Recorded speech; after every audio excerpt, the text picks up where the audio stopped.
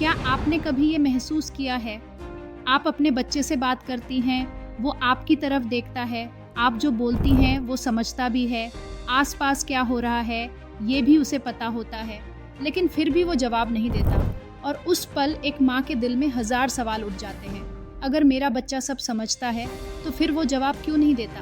क्या वो मुझसे प्यार नहीं करता? क्या कहीं मुझ में ही कोई कमी है या मेरे बच्चे में? अगर ये सवाल रोज़ आपको अंदर से चुभते हैं, तो कृपया ये वीडियो पूरा देखिए।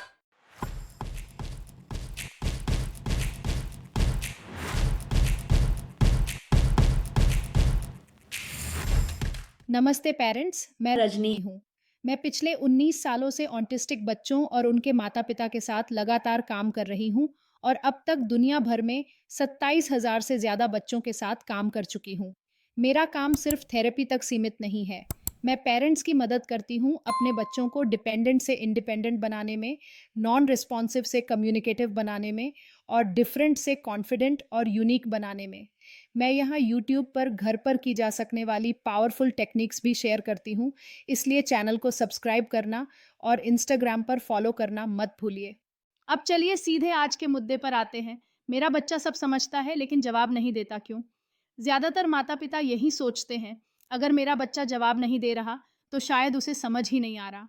लेकिन सच्चाई इससे बिल्कुल अलग है। बहुत से ऑटिस्टिक बच्चे सब कुछ परफेक्टली समझते हैं, लेकिन उनका दिमाग उस समझ को बोलने में बदल नहीं पाता।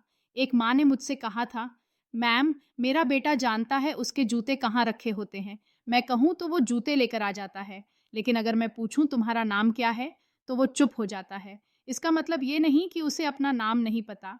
इसका मतलब ये है कि दिमाग जानकारी को समझ तो रहा है, लेकिन उसे शब्दों में बदलना उसके लिए आसान नहीं है।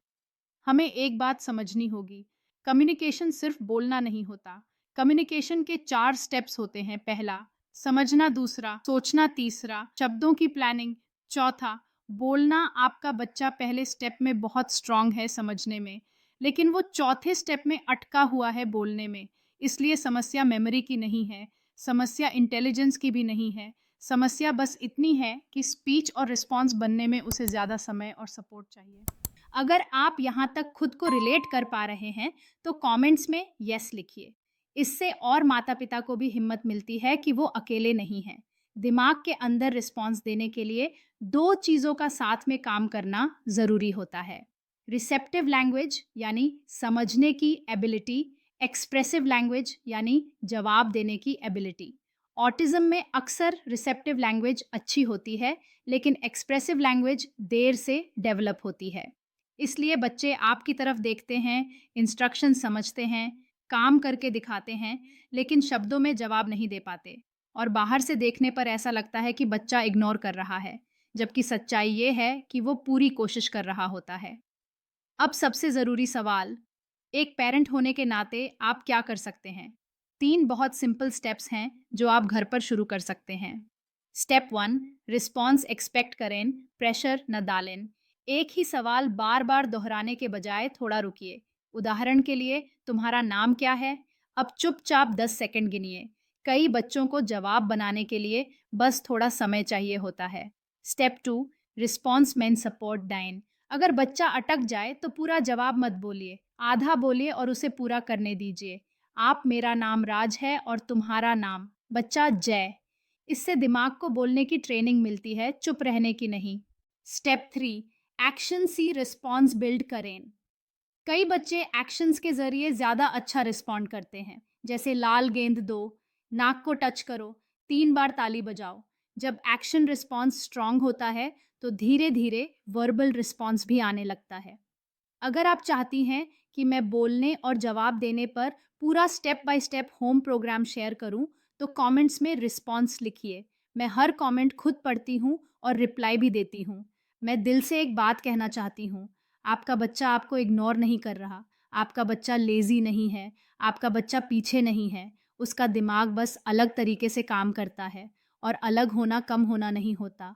सही ट्रेनिंग, पेशेंस और डेली प्रैक्टिस के साथ मैंने ऐसे बच्चों को देखा है जो सालों तक जवाब नहीं देते थे, आज सवालों के जवाब भी दे रहे हैं, बातचीत भी कर रहे हैं और इंडिपेंडेंट भी बन रहे हैं। मैंने ये बदलाव हज़ारों बार देखा है और मैं वही बदलाव आपके परिवार के लिए भी चाहती हूँ। अगर आज के वीडियो ने आपको थोड़ी-सी क्लैरिटी दी हो, तो इसे सेव कीजिए और किसी ऐसे पेरेंट के साथ शेयर कीजिए, जिसे आज ये सच सुनने की ज़रूरत है। और अगर आप चाहती हैं अपने बच्चे को इंडिपेंडेंट बनाने के प्रैक्टिकल तरीके सीखना, तो चैनल को सब्सक्राइब कीजिए, इंस्टाग्राम पर फॉलो कीजिए और नीचे कमेंट में बताइए अगला वीडियो आप किस स्ट्रगल पर चाहती हैं। हम मिलकर ऐसी दुनिया बनाएंगे जहां ऑटिस्टिक बच्चे डिफरेंट नहीं बल्कि यूनिक, कैपेबल और इंडिपेंडेंट माने जाएं।